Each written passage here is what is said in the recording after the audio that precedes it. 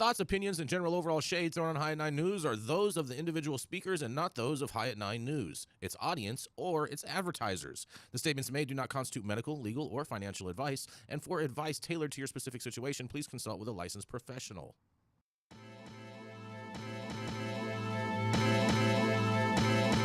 Welcome to the High at 9 News Hour, where you will hear from cannabis industry experts and professionals from around the country talk about important topics while shining light on global issues and discussing cannabis as it relates to politics, regulation and reform, data and technology, science, research and medicine, family and parenting, art, celebrities and entertainment, fitness, sports, mental health and wellness, and plant-based medicines and entheogens. Together, we are building a stronger community, fighting the stigma and creating change. With your hosts, Jason Beck and Rico Lamitte, joined by special industry expert correspondents from around the country, and daily antics brought to you by Cannabis. Coming to you live every Monday through Friday at 9 a.m. Pacific Time and high noon on the East Coast. And thank you all for getting high at 9 with us.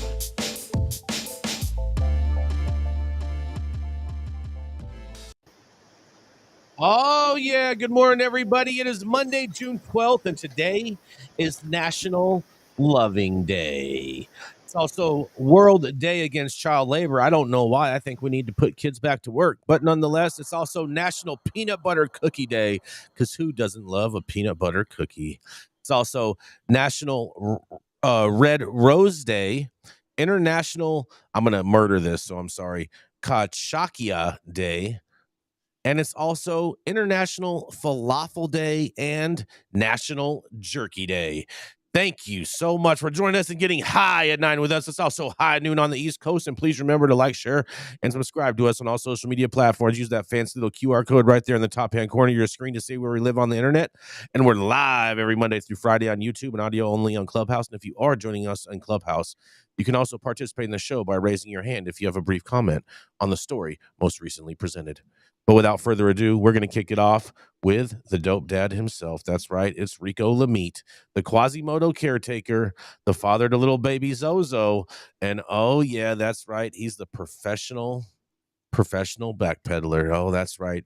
He does it on the field as well as in the pool. That's right. Oh, with his elephant cup. That's right. Trunks up, because, you know, that's how we roll. Trunks up. That's right. It's dope dad himself, Rico Lamitte. Thank you, Jason. And happy Monday, everybody. My story is coming out of Massachusetts today.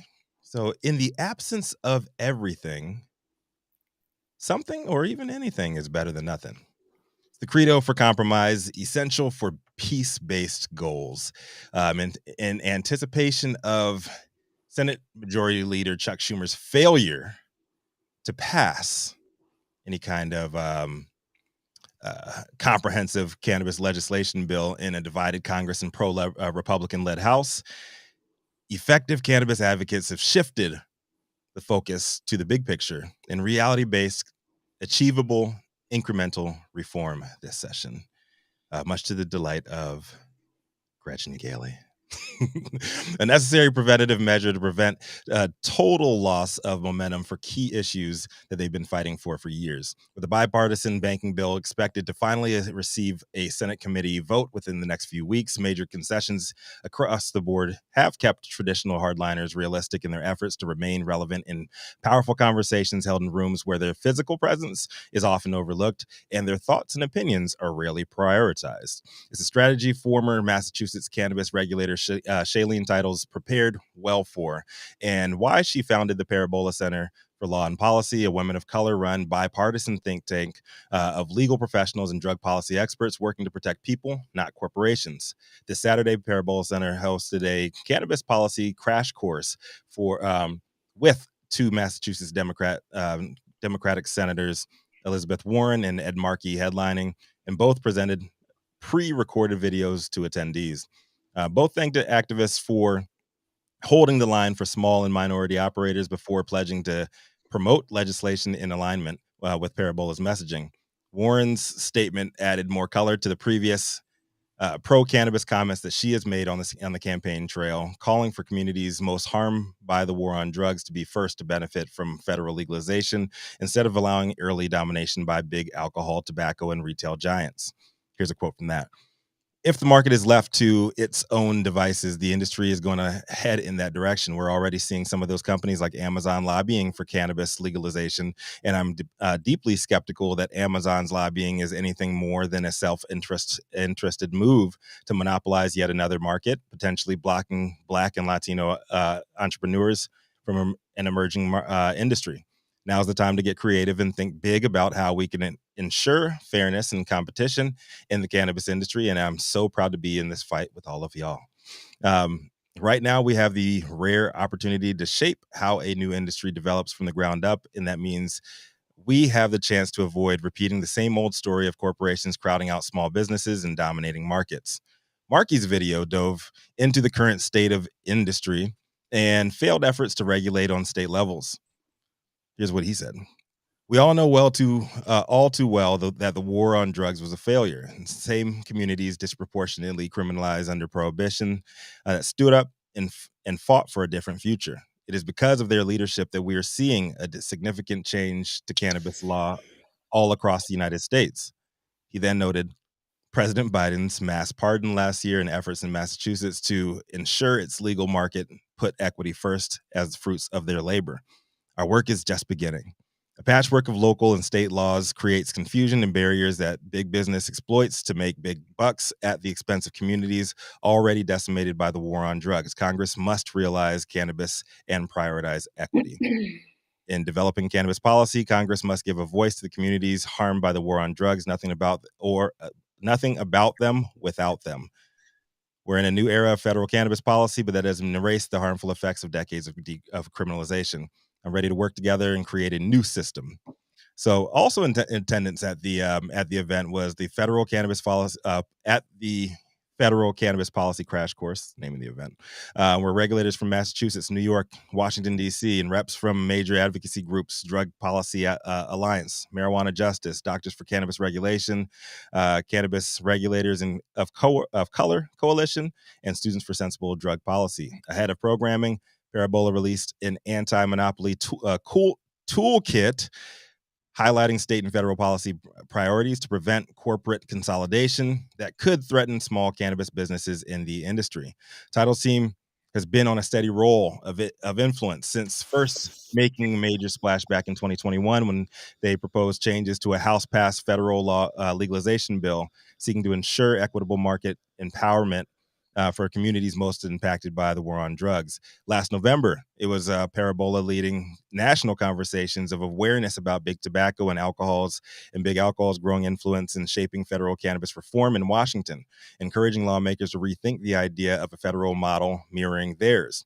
Though both statements by the lawmakers at the event on Saturday had no specifics of plans to execute, the overall messaging did align with the main theme of the event and nationwide sentiment from advocates and activists alike. Unfortunately, right-wing agitators have hijacked and politically charged formally unifying terms like inclusion and equity. So I'm not sure how far bipartisan support would go for statements like this, but I've got no doubt they've energized the room that was surely packed full of liberals. I think more high-powered programming with government leadership and in attendance is absolutely necessary to develop universal community-first language, and the absence of that, in my opinion, has served as an Achilles heel for the social equity movement so far. My only criticism here is that Parabola Center is, for an organization calling themselves bipartisan, the absence of a conservative voice, major or minor, involved in the keynote programming or having a platform to voice their vision as a little bit off base for them, but that's just me. Big ups to Shailene Title and the work that she's done, and I hope to see more stuff like this coming directly from the community and not just from the big corporations and them speaking down. It's Rico Lamitte, dopest dad on the street. Hi at 9 News. I'd like to hear from the rest of y'all on this one. Elizabeth Warren, huh? That was my thoughts too. That was my first question. Elizabeth Warren. I mean, hey, I'll take anyone that wants to help us out. in championing real reform. So if she's being sincere about it, all that I can do is hope that she is being truly sincere about this and not just gaslighting like she has in the past. Yeah, it sounds like the right thing to say, right? And a lot of times politicians are doing that. It's the right thing to say in the moment, but what actually happens behind the closed doors is what we're going to be watching for. Exactly. Actions speak louder than words. And all of these other companies, they're already trying to get in. They're buddying up with delivery services. They're trying to invest dollars through individuals rather than corporate entities. It's happening already. Yeah, I think her comments. Right. Yeah, I think her comments on Amazon were a direct shot at Nancy Mace. Is that what you? That's very possible. Yeah, because Amazon is supporting Nancy Mace. That's Straight right. Up. They came out and said that, and they have endorsed sensible legislation. Yep, they've endorsed. Rewind that. They've endorsed Nancy Mace. They have endorsed sensible legislation, though. And that was the bill that Nancy Mace introduced, and that is sensible legislation. The name of the bill is sensible legislation. Is the name of the bill? That's what I'm calling it. No, it's not the name of the bill, and it's only sensible to the parties that created it. And she notably, after winning her, was it the re-election or whatever? Her election. She notably took out a lot of the language that was coming from the community standpoint. It was more just straight up business, and there was nothing really about anti-recidivism. There was nothing really about community led initiatives that she originally had in there. So interesting. Mathieu St. Germain, you got anything on this today? I'm just happy to be here. all right. No, I was working out my sound issues for this first story. I'm coming to y'all live from Green Brothers Farm outside of Lodi, where I just got a little mobile setup going. So I'm all for anything that destigmatizes cannabis and leads to further legalization. It's so weird to see you without the swirling background and shit. I know, it makes me sad a little bit. I really I get curious though, what are Elizabeth Warren's conversations behind closed doors? What are those conversations? Is she talking to her colleagues? Is she pushing forward this initiative with what kind of energy, what kind of effort? After her, the last time I heard her talk on a national front. Correct me, anybody up here if I'm wrong. The last time I heard about her talk about anything on a national front was when she was during the presidential primary. She was still running against Joe Biden. And when I Google search, it still shows on her website, on her campaign website. Yeah, I think I haven't heard. She may be gearing up for another run. She should. I mean, she could run faster than I think a lot of the other people running. Without tripping? Without definitely put herself up. But Chris, do you have any thoughts on this? I reiterate Mathieu St. Germain's comments. Okay. All right. And I'm also just happy to be here. Chris, I think I need to borrow one or two of your posters, bro. I need to next step is to upgrade this sweet white wall behind me. I got you. I got a bunch of stuff down here. I haven't hung yet. I'll send you something. Nice. White walls and black balls. Did he just say you're not? Lord, do we have a commercial? Oh boy. Where's Smoky Vanilla? We're commercial. We're gonna be right. How's it going, guys? Saman Razani coming to you from Green Street here with Jason Beck, smoking on the best weed in the world. Did you know that we have an audio-only version of our podcast available on Apple, Google, Amazon, iHeartRadio, and Spotify? Tune in now and check it out. He is the cannabis industry's longest continuously operating retailer, the co-host of the show, and then also noticeably silent about what's going on with Donald J. Trump's legal issues lately. Just saying there. Up next is Jason Beck. The reason I'm notably silent, Rico, is because there's nothing going on. It's all one big witch hunt. It's all one big cooked up cabal, and it's going to come up to one big nothing burger, okay? So, therefore, it doesn't deserve any time, and I've already given it too much time. All right, Rico? Any other questions? You seem to be taking up a lot. You seem triggered by that, Jason. Definitely. No. when I'm standing with firearms, that's when I'm triggered. All right. All right, but hold on. So What's your story? Yeah, in all seriousness, you're gonna love this story. All right, you're gonna love this story because it's one of our favorite states. That's right, New York regulators. They've been raiding unlicensed marijuana stores, and they're trying to enact new rules. Get out of here. New York regulators have started seizing products and issuing violations as part of a statewide initiative to rein in unlicensed marijuana operators in one of several new developments aimed to jump starting sales in the state's adult use market. They're trying to use that to jumpstart sales. Good luck, guys. Democratic Governor Kathy Hochul on Thursday announced the launch of a multi-agency enforcement effort and the first product seizures in New York City, where as many as 1,400 unlicensed stores, trucks, and bodegas are selling marijuana products. Seven stores, okay, you guys keep that number. Remember that number, 7 stores were issued violations for selling unlicensed marijuana products and ordered to cease operations, the New York Post reported. They also each face a fine of up to $10,000 a day. The alleged offenders are you ready for this, Rico? Baby Jeter, LaGuardia Smoke, Maze, Nomad, Play Lane, Roll 2 Nation, and Varieties on Broadway. Enforcement officers from the state's Office of Cannabis Management, the OCM, and Department of Taxation and Finance are inspecting storefront businesses not licensed to sell cannabis and issuing them notices of violation and orders to cease unlicensed activity.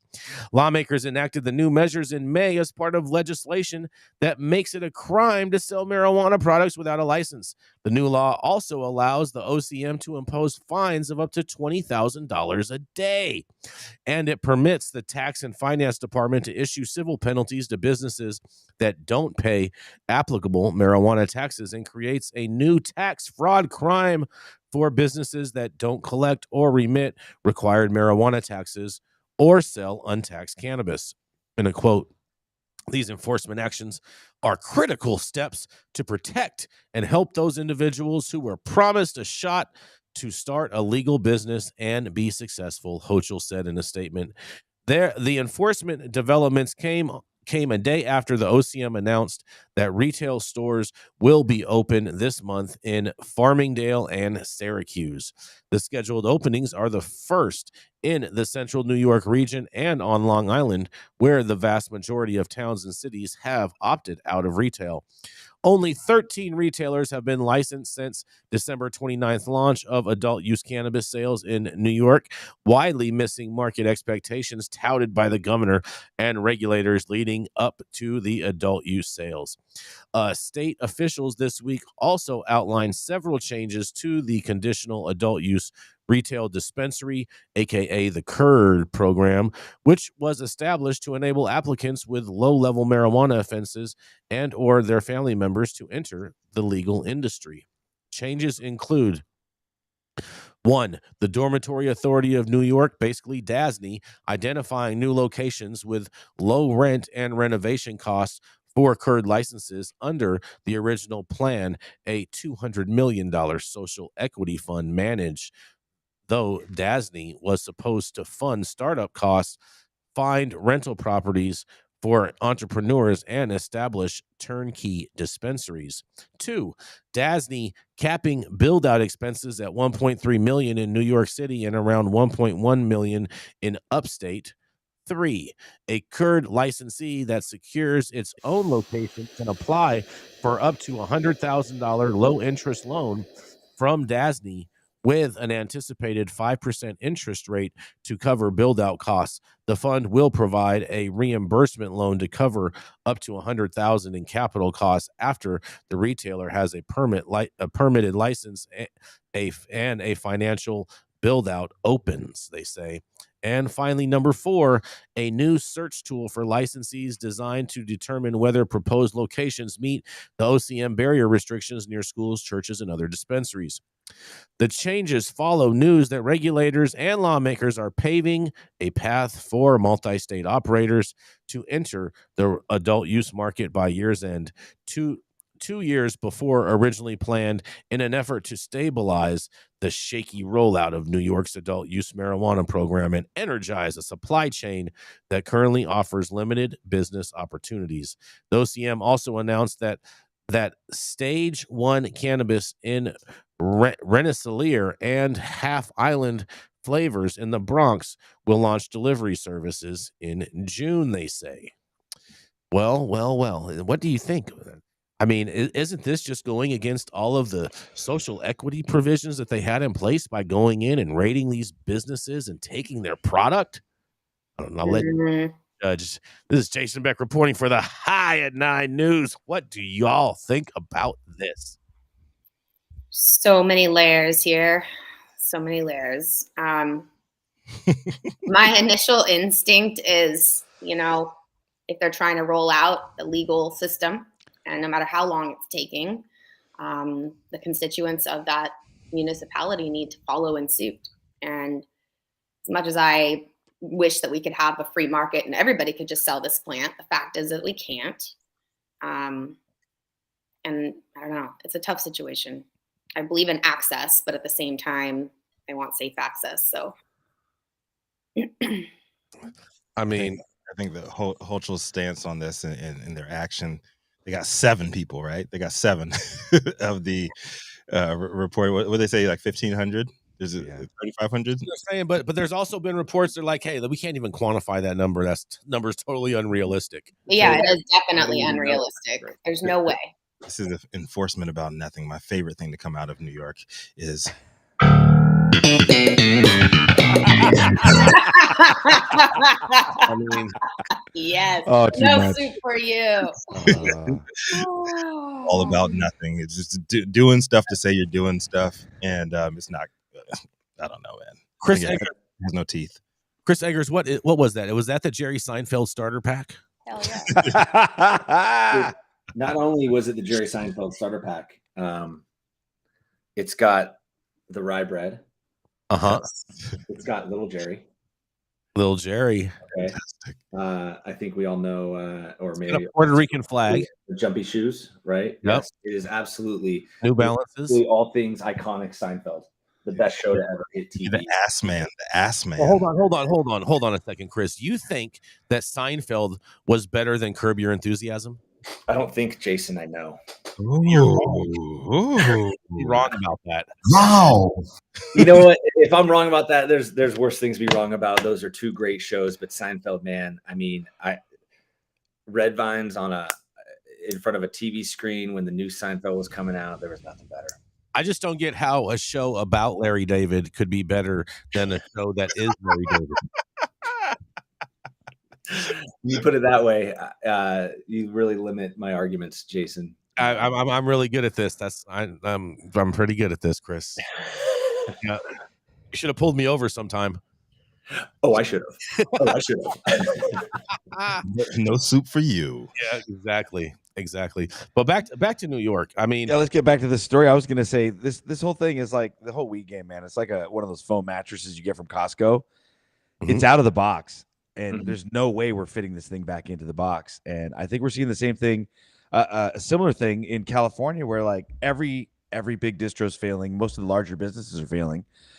Smaller trap and non-trap brands that are cultivating are at least surviving, if not doing well. And I think they're really going to have to start rewriting the regulations to more effectively mirror the reality, or we're just going to have all of the legal businesses going out of business. Well said. I'm just, they when they started with New York, they were saying how no one should be going to jail and this and this and that. And yet they're going into all these bodegas and seizing all this product. So they're basically are retracting from their original statements, which we all knew they were going to have to do if they wanted to clean up the whatever's going on out there. But the fact that there's only 13 stores open, I mean, man, it's just so rough to be in New York right now. Does New York have delivery?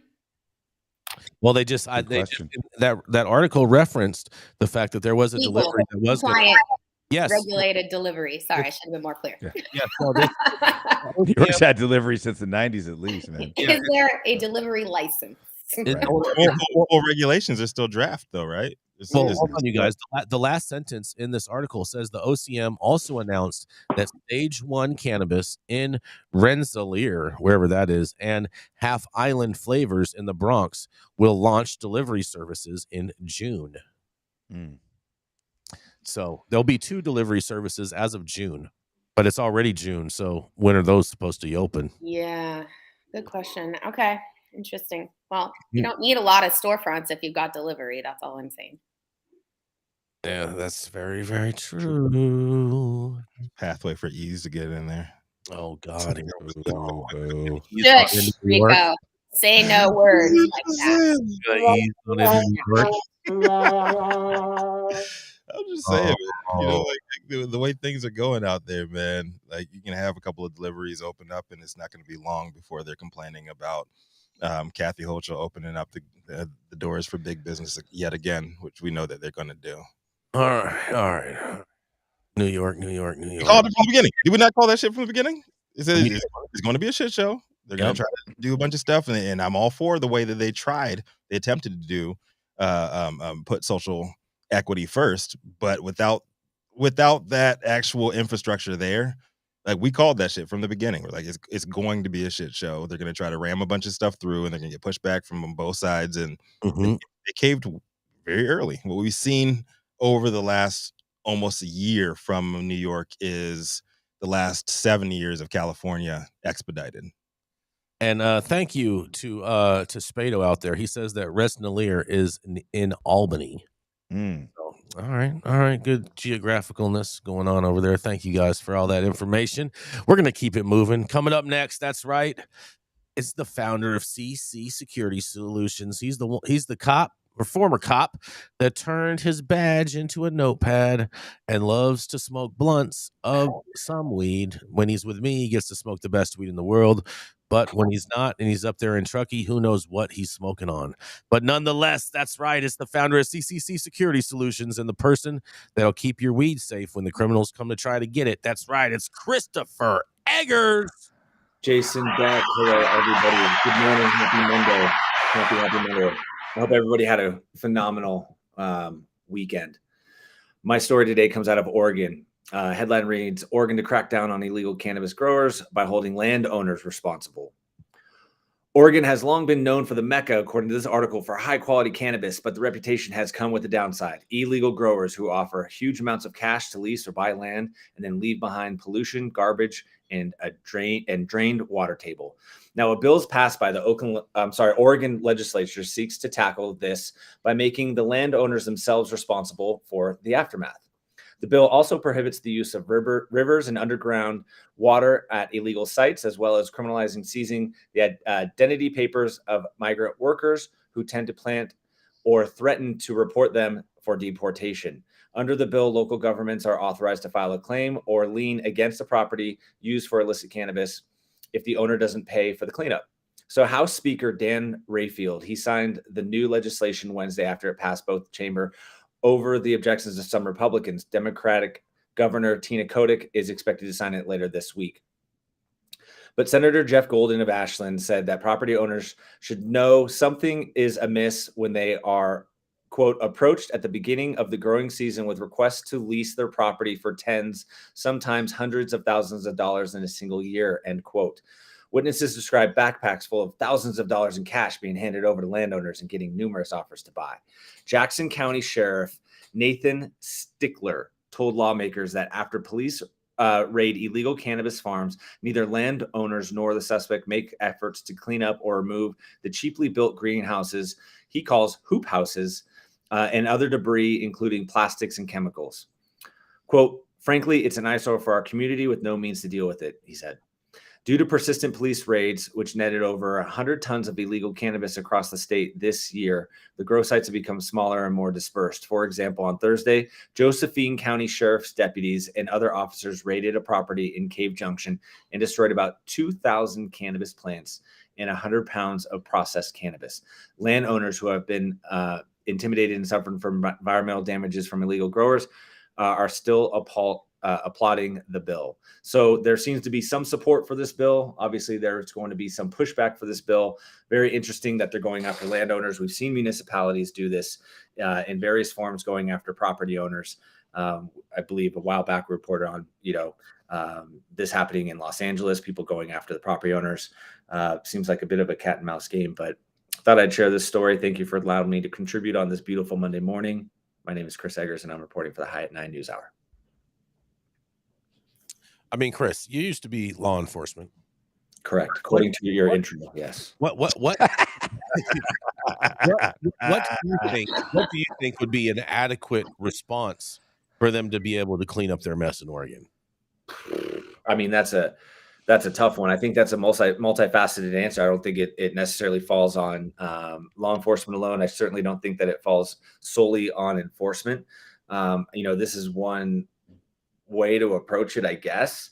But, I would really want to hear from somebody in Southern Oregon who's been affected by this. Is there, neighboring properties that are unrelated to illicit cannabis grows being affected, and how do they feel about it? I mean, I don't know, Jason, off the top of my head, I couldn't answer that. That's a very difficult question to answer. Fair enough. I mean, Oregon is just a really terrible market. I mean, the market is totally bottomed out. You have wholesale weed at record low prices up there, and I just don't see any help coming to Oregon without us having interstate trade. I think here's one sort of tidbit, right? Let's say I'm a landowner and I lease it to you, right? You have an expectation of privacy from me, correct? Correct. So therefore, as a landowner, why would that fall on me if I don't really know what you're doing?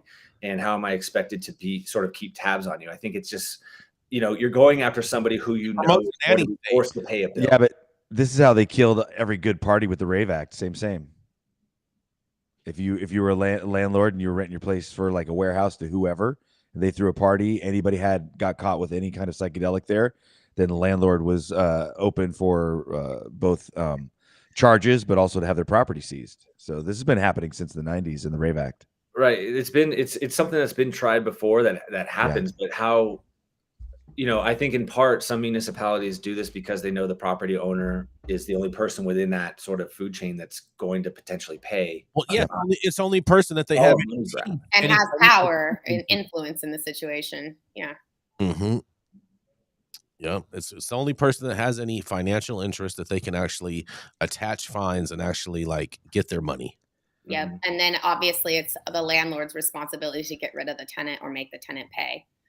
Right. Mm-hmm. Very, very true. Do you think it's going to work? No. So people love the party way too much. I get why the Rave Act worked, because we were having raves in Oakland and San Francisco, and it's like big city, and there's tons of people standing around that can see people going into a building. But Southern Oregon is very, very rural, and unless you're monitoring it with drones or whatnot, a lot of these places are off the beaten path, and there's no one around to see anything that's going on. Yeah, and you can shut them down, and then a week later, people can have plants in.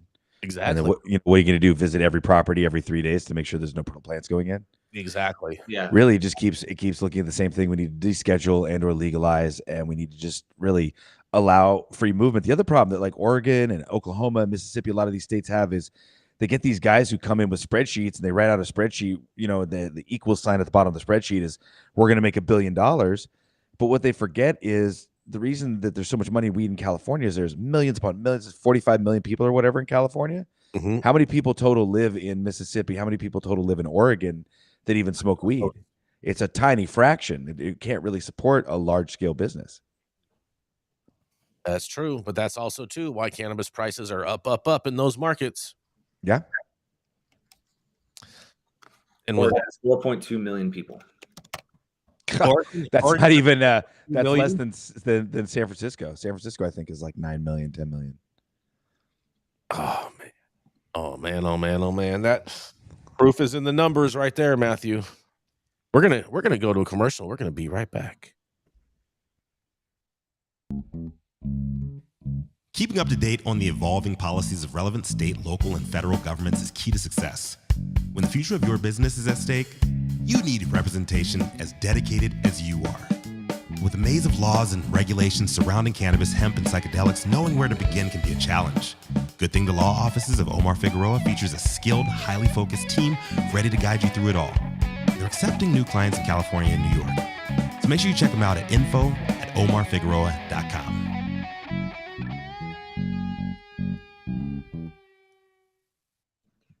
All right, stop whatever you're doing and make sure you hit that like button. Make sure you also have hit that subscribe button if you have not already. And of course, make sure you head over to our website, www.highat9.com. Make sure you sign up for our newsletter. When you do sign up for our newsletter, you will get a confirmation email in your inbox. Once you must hit that in order to actually be subscribed for us to send you the weekly newsletter, as well as we have amazing merch up there for you to check, wear, sport, rock out, and all that good stuff. Also, too, one quick announcement for you guys. We are missing Gretchen Gailey today. She had a relative pass over the weekend or whatnot, and so she is going to be out for a little while she takes care of all of that. So anyone that wants to send her well wishes is definitely appreciated. But just so you guys already know, that way you guys don't have to ask. And last but not least, make sure to tell your friends about the show, because organic growth is the best growth. Control Tower from Highly Educated has perfected the dab. Utilizing the concept of thin film evaporation, you can waste none of it and taste all of it. The micro texture of the SE pillar increases nucleation at elevated temperatures. And with the tower propelling at 2,600 RPMs, it's certainly the most efficient dab experience to date. The Control Tower from Highly Educated.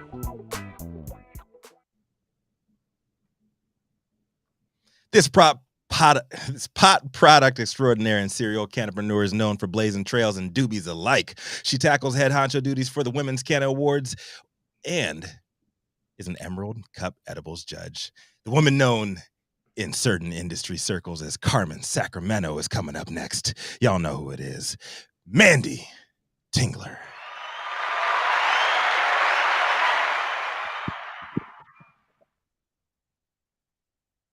You're on mute, Manndie. You got it? I'm coming back. Sorry, I got too there excited. we go. All right. So first, I was just saying, shout out to Gretchen. I'm so sorry to hear about your loss, and we miss you today for sure. Today's article talks about an 82-year-old weed dealer with 24 past convictions. He's given his very last warning.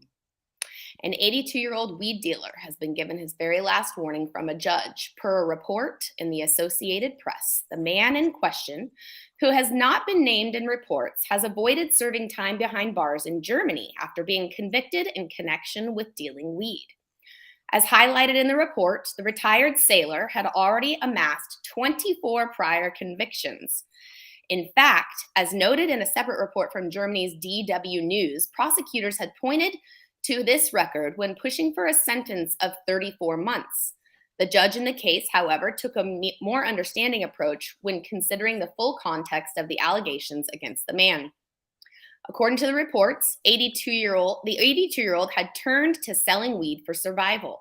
His only other income, which was estimated to be around $855 a month, was due to a pension that far from met the requirements of his basic living needs.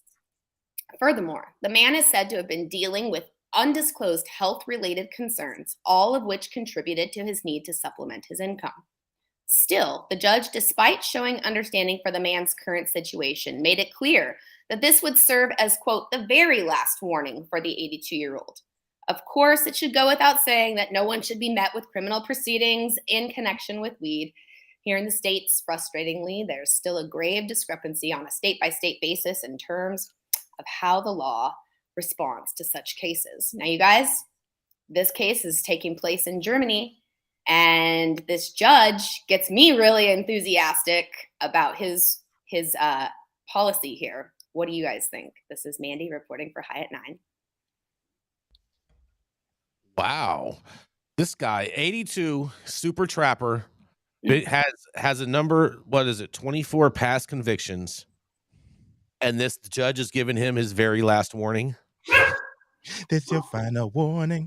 82 years old. I mean, is this judge getting ready to retire? Is that why he's saying this is going to be your final warning? Listen, this judge needs to go around teaching other people that, this is not the end all be all thing. I mean, I could see if cannabis was lethal, right? But this is silly. I mean, Joe Biden. Also, I just want to hug this 82-year-old grandpa. Like, I really do. If you hug him too hard, he's gonna disintegrate. It's gonna be a puff of smoke just left for this dude. I want to buy a bag of weed from this guy and see what kind of weed that is. It's from Oregon. Probably not the best weed in the world. Yeah, I know. I like to support seniors. I want to know who his customer base is. Like, is it a bunch of teenagers? Is it a bunch of seniors? Like, who's he selling to? I want to know who his plug is, Manndie. I want to know what his prices are. It's probably you. Man, European spec plug. He gets his final warning. He's 82 years old. I don't know. It's like Joe Biden's last call for being president, right? Let's hope. Chris, how many times have you pulled someone over and told them this is going to be your final warning? I mean, it's your at least your first warning. I'll tell you that. Can you imagine having to put handcuffs on this guy? He's 82 years old. I wish they had posted a picture of this man. I really was curious about what he looked like. Does he have a mugshot? Like, what's going on? I just wonder if they cuffed him in the front or in the back. Oh. Come on, don't cuff him. Let Grandpa go. Yeah, let Grandpa go. No, man. Good old reach around, Jason. That's what they probably did for him. Just asking, Yeah, side. Curious. Yeah, I mean, I don't know, man. Like even the AP version of this story, you can't get a picture of him. I don't know if this dude even exists. I mean, he probably didn't sign off on the rights of his of his mugshot. No, you have no. Once you have a mugshot, it's public property. Even in Germany, it might not be like that in Germany, though. Oh, okay. They give you mugshots. It just tell you to spread your cheeks and lift your sack. Okay. Yeah. Oh man, that's rough. That's rough. We're gonna and just say you're like you've never been to a cavity check before. Man, we're gonna go to a commercial. We're gonna be right back.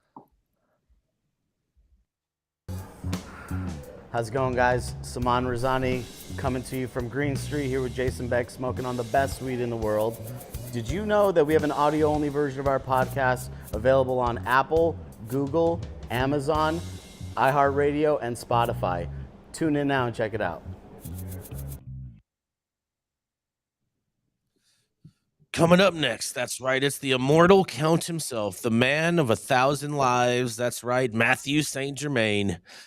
That's right. Oh, yes, he's part of the Merry Pranksters and the Brotherhood of Eternal Love and loves to tell you all about psychedelics and hallucinogenics, knowing that you are the sober one. That's right. It is none other than the Mathieu St. Germain. Thanks, Brother Jason. Happy Monday. No psychedelic story today. I just barely made it out here to on location where we're building out a big cultivation. But I got a good one about Missouri. So Missouri is rolling out marijuana micro licenses. Columbia, Dateline, Columbia, as the Missouri marijuana industry rakes in millions from recreational weed. State regulators have slowly started to roll out a program intended to help small and minority-owned businesses break into the lucrative market.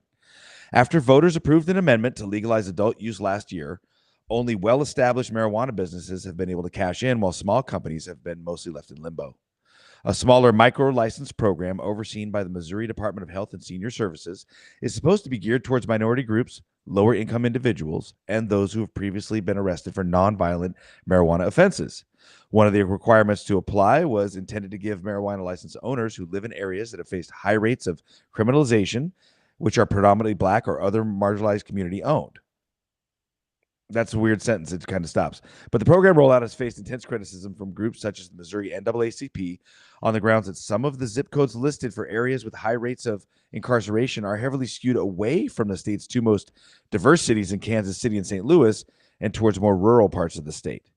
More conservative and rural parts of the state are less diverse, but are also where marijuana crimes are typically pursued more aggressively.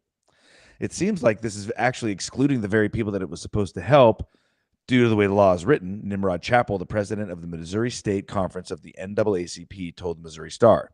Others have criticized the program itself, saying it creates a separate and unequal category of marijuana businesses that have to compete with large established companies. Micro license holders also can't sell or buy products from larger players. In the face of criticism, the state health department last week made some changes to the program, allowing prospective applicants to provide documents to the state showing that while they may not meet all the requirements, they should still qualify for a micro license. Here's a look at the rollout of the controversial program and what to know before applying to sell legal weed. And then it goes into what is a micro license. That's a micro license is a business that will be capped at 250 flowering plants at any given time. That sounds pretty damn small, especially because you can't really grow outdoors too well in Missouri. These facilities can only sell marijuana products to other micro-license facilities, not bigger dispensaries.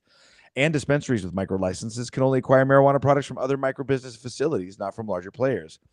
I don't know about you, but this sounds kind of like separate but equal, or kind of almost like a segregation deal to me.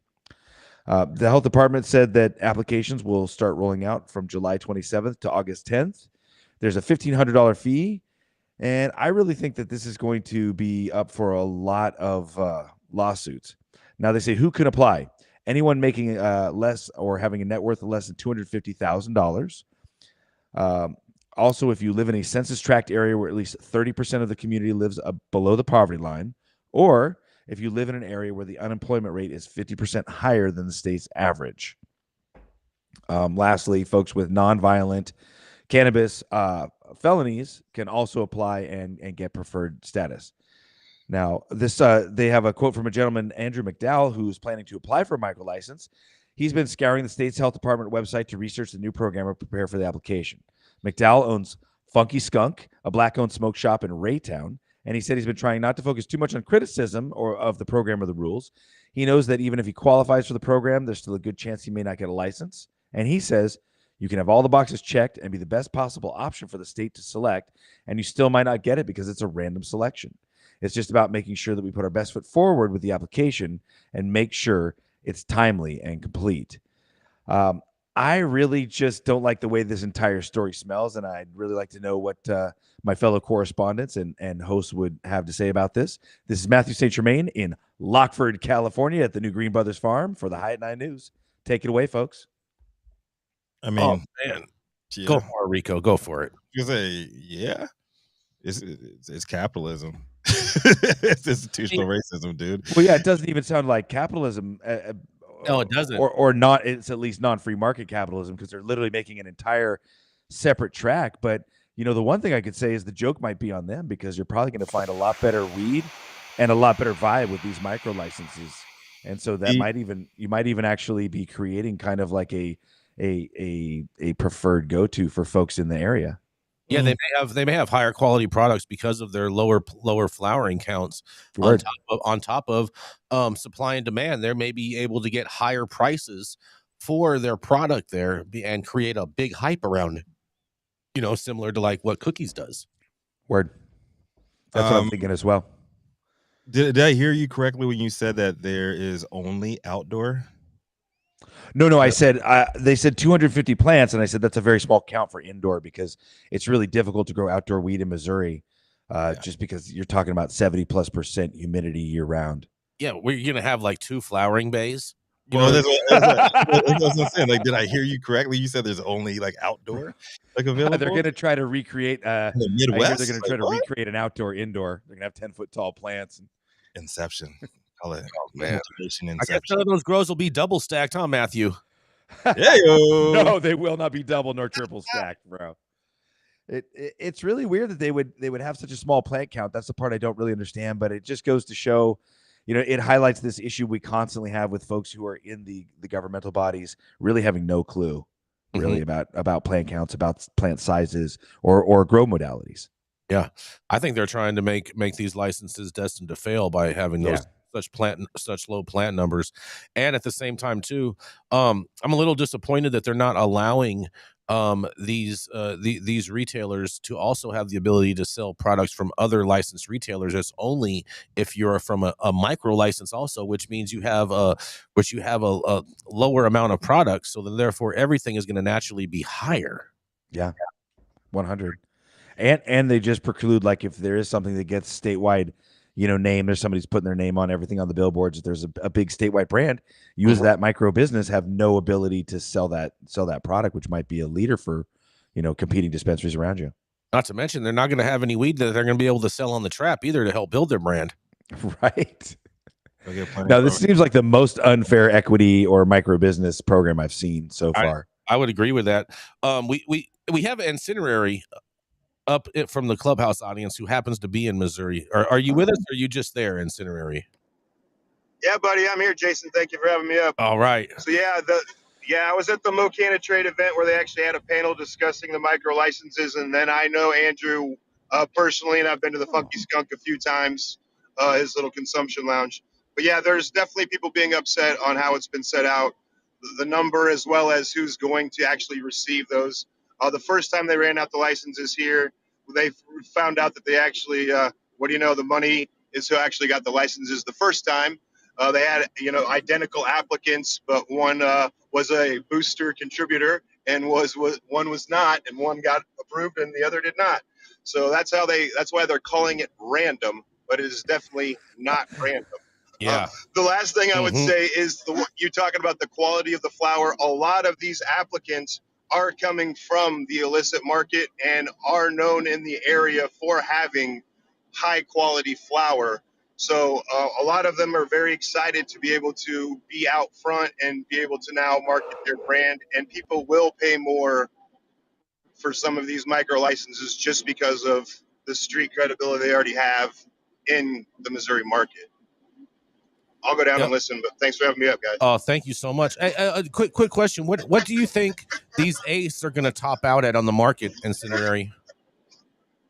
I don't know. They might be up to $75 for an eighth of these micro licenses, because you're getting $60 from dispensaries now for the quote unquote top shelf. So I bet you can get $75 for an eighth at some place. Well, I think what they need to do is up that even a little bit more and just start doing $100 eighths. Bro. Yeah, you can afford that, Jason. The people of Missouri cannot. Yeah, no. But it's the hype, bro. It's the hype weed. Bro, you remember those $100 eighths of Mac 1?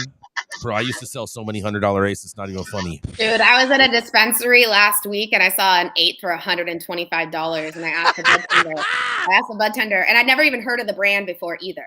Okay, and I asked the bud tender, I was like, "How many people have bought this?" She said, "Nobody." We used to sell the $95 eighths back in Chicago because we were only selling dime bags. Dime bags. Mandy, that $125 eighth you're talking about, is that with all taxes included, or is that? No, that's before tax. That's just the pricing on the package. And then, hold on, it gets better. You can't see the flower. There's no window in the package, and it's also in a very fancy Mylar bag. I think that is the best way to do it. If you're going to have a high priced item, you shouldn't let anybody see it. They got to pay to see that. Roll that dice. Does this eighth come with an insurance policy? Because if this shit's swill, I'm taking it back. Yeah. What was the brand? That's what I want to know. I forget. You know what? Let me look. I think I took a picture of it. High-end flowers, you know what I'm saying? You know, they're pros. I think that'd be a great name for a flower line that charges $125 an eighth. It's like selling. I have it here. Actually, it's called Jokes Up is the strain, but you might. It feels like the joke's on you. Jokes Up is a brand. Yeah, that's some Runts. That's Runts family stuff. Yeah. Yeah. Yep. The joke is on whoever buys. Yeah, Rico. People be buying that. People do be buying that. Not even gonna front. People do be. People do be. Oh, you see what I did there? You like that, huh? And unintended puns there. You know, get lots of puns. I'm gonna go into our last story of the day. You guys, are you guys ready for this? Oh, I was born ready. All right. Well, the Cannabis Commission considers new rules around veterans and pot. The state's Cannabis Control Commission will consider removing registration fees for veterans using the medical marijuana program in order to expand the use of a drug many say is far safer than the opioids veterans are frequently prescribed to manage pain. And just so you know, this story is coming out of Massachusetts, just for reference. I noticed that didn't come across in the first sentence, so my bad. During its regular meeting last week, commissioners learned through the state is home to hundreds of thousands of veterans, many of whom would qualify for medical marijuana as a result of service connected disabilities. Veterans are not entering the medical marijuana program at nearly the same rates as other adults. I wonder if it's because they're skeptical of government. Part of the problem is the law, they say, in a quote, access to medical marijuana in the regulated industry for veterans in Massachusetts continues to face significant barriers, primarily due to existing federal illegality of cannabis. Commissioners were shown during a presentation by Commissioner Bruce Stebbins. For the 71,000 Massachusetts veterans using a Veterans Administration facility for healthcare, or the 11,000 who are 100% disabled as a result of their service, marijuana remains illegal at the federal level, making it inaccessible through the VA. That means veterans cannot get a recommendation from their doctor to get a medical marijuana card or even ask their doctors for advice about use of marijuana. In a quote, I believe that federal prohibition of cannabis has had a chilling effect on our veterans' ability to seek treatment here in Massachusetts and perhaps even to pursue employment in the cannabis industry, Stebbins said. He also says this is really a question of access and equality for our veterans. Another part of the problem is the cost of certification. Medical marijuana cards are issued on a yearly basis with an annual cost of both licensing and processing. The additional expense on top of the cost of the cannabis itself can be too much for a veteran on a fixed disability income to add to their already steep health costs.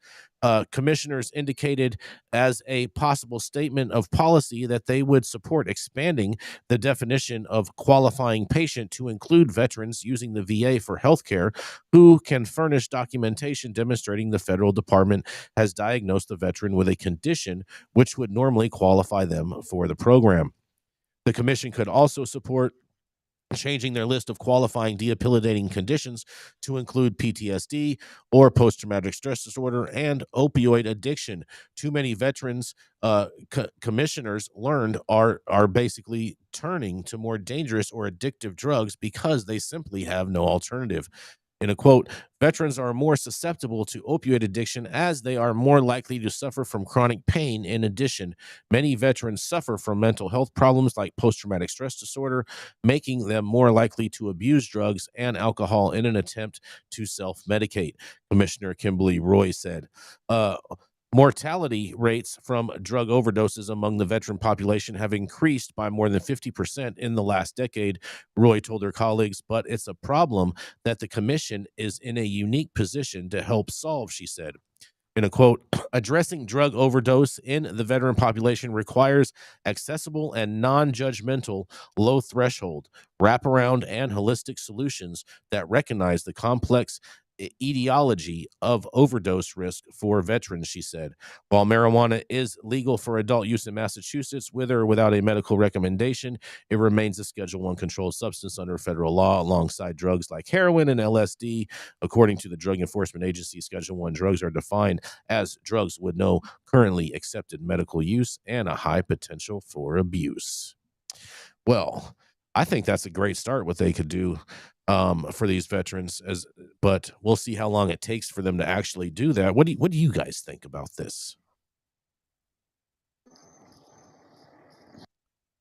Oh, you have a thought? You have something to say, Zaza?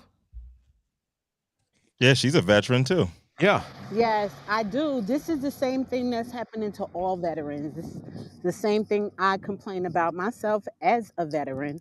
I should not have to go to the VA for all of my medical treatment, and they have all of my records, and then I have to go to a total stranger with those records outside of VA and pay for them to browse through my stuff and then make a determination for me Mm-hmm.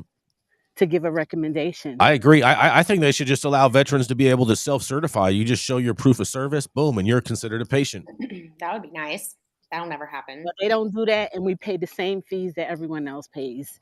Even in this state, to renew our medical card annually, well, every 2 years, we still pay more than people who get food stamps. Wow. How much is that, Zaza, in Arizona? So the state fee is $150. 150 for 2 years? It just went to 2 years a year ago. Okay. It used to be annually. And then you pay whatever the doctor charges, and they usually are $99 and up. Hold on a second. And they don't even see you in person. Hold on a second. You're telling me that you pay like for this card that allows you to be able to procure cannabis on top of you're paying the doctor to sign it? Oh yeah. That's Who collects without getting that card? The state. The state collects that money. The state collects $150 that you have to pay at the doctor's office when you go there. So you can pay for your state fee with a credit card or something. Mm-hmm. But then the doctor's fee is a completely separate fee. And then they still charge you to file the application with the state for you. Mm-hmm. That is You a can't racket. even file the application for the state for yourself. You only can get a card if a physician does the application and submits it to the state for you. That is a racket right there, Zaza. That should be illegal. Yep. Racket.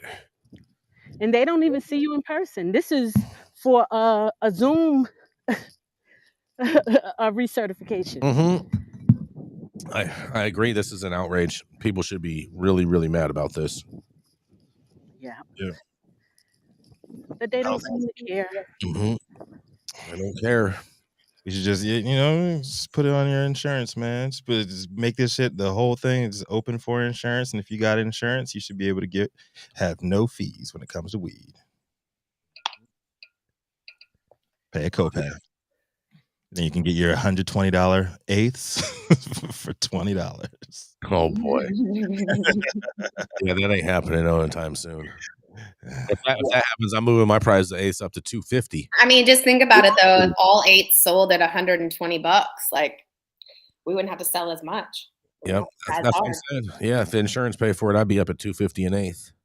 Yeah, in America, it probably will be in 10 years. It's $250,000, baby. Yeah. Yeah, well, we are at the top of the hour, everybody.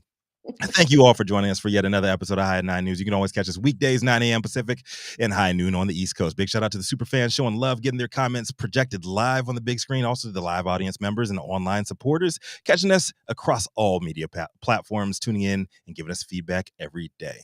Our vetted correspondent team tuning in from all over, bringing us much needed variety of perspective and your respected opinions to the table. Our production team, Cloud Media Partners, House of Fuego, The Vortex, 91 Club, and all our sponsors keep helping us keep the lights on and keeping our AV struggles to an absolute minimum. And of course, the lovely Jaja Simone chiming in the comments today as a veteran and as a proud Black woman over there in Clubhouse doing a thing. And all the haters out there, hope you had a great weekend. I hope you're ready for a battle this week. So I'm bringing the heat. Always, Cannabis Sativa L, the reason the High 9 News team stays on point and shows up every single day to read these headlines. It has been Monday, June 12th. 2023. The show is over. You've all been blessed with the industry's hot top headlines. You know what? Today I want to give it to Chris Eggers, man. You got Chris had to go already. He had to go. My God, he's gone. He's gone. Manndie Tingler, what you got for us, Carmen? Sacramento. It's Monday. You're nowhere near halfway through the week. Oh.